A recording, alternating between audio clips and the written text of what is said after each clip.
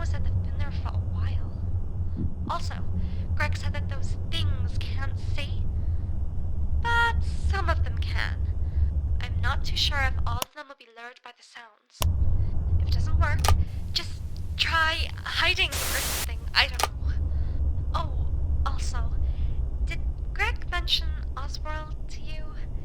He stays inside that old storage room. He shouldn't cause you too much trouble. But if he happens to get up and start moving around like Mickey, just shut off one of your cameras. Keep in mind that Oswald seems to like hiding in darker spots, so he might be harder to see on the cameras. Make sure you take a close look around.